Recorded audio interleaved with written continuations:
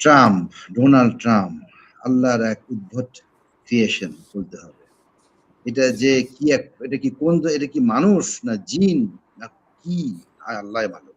এখন ডোনাল্ড ট্রাম্পের এই যে আপনি যে এতগুলো প্রশ্ন করলেন, আপনি যেখান থেকে যেই সূত্র থেকে প্রশ্নগুলো পেয়েছেন, তারা কি আদৌ শিওর যে কে যাবে কে যাবে না? The whole country is confused, whole nation is confused, সবাই কনফিউজড। একটা হোয়াইট হাউস এভাবে কনফিউজ হওয়া, এটা কিন্তু অ্যালার্মিং ব্যাপার-স্যাপার। আরেকটা জিনিস এবার না, আমি আসছি। যেখানে জেডি ভ্যান্স নিরাপত্তায় সংখ্যায় যাচ্ছে না, আবার সেখানে ট্রাম্প যাবে, এরকমও চিন্তাভাবনা সে কয়েকদিন থেকে করছিল বা বলছিল, সোশ্যাল মিডিয়াতে আসছিল। তো মানে আসলে সব এলোমেলো আরকি বিষয়টা।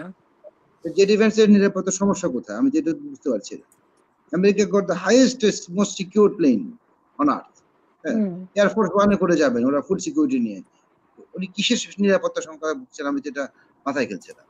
এখন একটা মজার ইয়েতে আসি। কিছুক্ষণ আগে আমি দেখছিলাম ডোনাল্ড ট্রাম্পের গতকালকে রাতের থেকে উনার অনেকগুলো জিনিস কিন্তু হোয়াইট হাউসের ভিতরে কিন্তু মানে আলোচনা হচ্ছে। সেটা হচ্ছে ডোনাল্ড ট্রাম্পের মানসিক কন্ডিশন কিন্তু আসলে ভালো না। ডাক্তাররা কিন্তু আম ধারণা করছে যে উনার বাবার কিন্তু অ্যালঝাইমার ডিজিজ ছিল এবং উনিও এই অ্যালঝাইমার ডিজিজে আক্রান্ত কিনা সেটা সন্দেহ করা হচ্ছে। এবং গতকালকে কি শনিবার ছিল তো? শনিবার দিন উনি একজন আমেরিকান কমেডিয়ান প্লাস একজন পডকাস্টার উনাকে ডেকেছে। ডেকে উনার নাম হচ্ছে জো রোগান। তার সাথে এই শনিবার দিন হুম। অনেকক্ষণ ধরে মিটিং করেছে। কি মিটিং আল্লাহ মালুম। হ্যাঁ, এবং এটা নিয়ে আমেরিকার ভিতরে কিন্তু হোয়াইট হাউসের লোকদের ভিতরে কথাবার্তা হচ্ছে এবং মানসিক কন্ডিশন ডোনাল্ড ট্রাম্পের মোটেও মানসিক কন্ডিশন ভালো না। আর দ্বিতীয় কথা হচ্ছে ডোনাল্ড ট্রাম্প জানে যে একটা যুদ্ধ সামনে যেকোনো মুহূর্তে চলে আসতে পারে। তারপরেও আপন মনে উনি নাকি অনবরত টুইট করে যাচ্ছে। উনার ওই যে এক্স হ্যান্ডেল আছে একটা, হুম, হুম, হুম।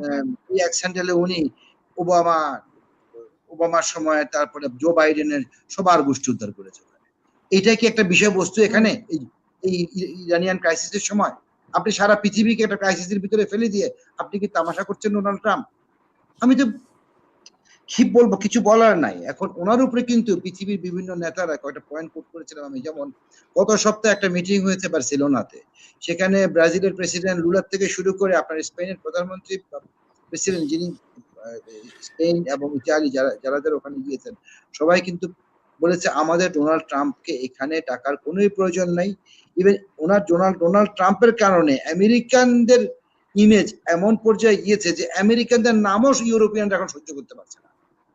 যতদিন ডোনাল্ড ট্রাম্প এই অফিসে আছে ততদিন আমেরিকার ইমেজ ফিরে পাওয়াটা খুবই দুষ্কর হয়ে দাঁড়াবে আমার কাছে যেটা মনে হচ্ছে। আর দ্বিতীয় কথা হচ্ছে, আর কিছু বলছেন আপা? আরেকটা জিনিস আমি বলি, এই যে রিসেন্ট জিনিসটা আপনি বলছেন যে একটু বলি যুদ্ধের কারণ। যুদ্ধ কি শেষ হবে না? আমরা তো সবাই দর্শকরা এবং সবাই আমরা চিন্তা করছি যুদ্ধটা শুরু হলে তো অনেকদিন হয়ে গেল। শেষ হওয়ার নামগন্ধও তো নেই। তো এটা কি এক হুম, শুক্রবার আর এক সোমবারের খেলা নাকি? What is hmm. this? আমরা দেখেন এখন ৳২০ করে তেল বেড়ে না, আমাদের কি এখন তো দুর্দশা? ইরান তো বিশ্বাস করতে পারছে না। যার জন্য ইরান বলতেছে যে তারা যুদ্ধবিরতি, মানে আপনারা তো বিশ্লেষণ করবেন। আমি যতটুকু জেনেছি পড়ে, সেটা মনে হচ্ছে যে ইরান বিশ্বাস করতে পারছে না বলে যুদ্ধবিরতিতে যাবে। কিন্তু একেবারে সব শেষ হয়ে যাবে না। আলোচনা চলতে থাকবে। শর্তগুলো মানবে কি মানবে না সেটা নিয়ে আলোচনা চলতে থাকবে। এরকম। আপনি এটা কি ধরনের যুক্তি? আ ইসরায়েল গতকালকে ডিক্লেয়ার করেছে যে তাদের আর্মিকে সম্পূর্ণরূপে যুদ্ধের প্রিপারেশন নিতে এবং এই যুদ্ধ ১ মাস পর্যন্ত কন্টিনিউ করতে পারে। ১ মাস হুম, পর্যন্ত কন্টিনিউ করতে পারে। তাহলে পাকিস্তানে কি জন্য ডোনাল্ড ট্রাম্প যাচ্ছে বা জেডি ভ্যান্স যাচ্ছে বা আমেরিকান টিম যাচ্ছে? আর আপনি কি ফিল্ড মার্শাল আসিম মুনিরকে একেবারে আনাড়ি খেলোয়াড় মনে করেছেন?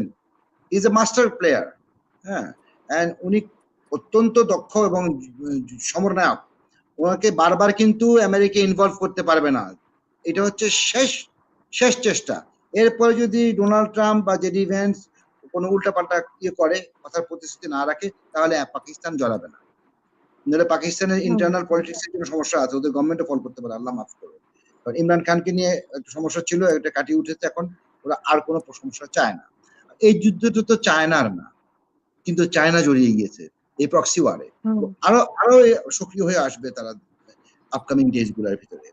এখন ইরান একটা সলিউশন চায়, কিন্তু তারা নিজেদেরকে সম্পূর্ণরূপে যুদ্ধের জন্য প্রস্তুতি নিচ্ছে তারা, এবং এই যুদ্ধের প্রস্তুতি হিসেবে তারা কি কি রেডি রেখেছে সেটা আমি আপনাকে এই পরের স্লটে বলছি। ধন্যবাদ।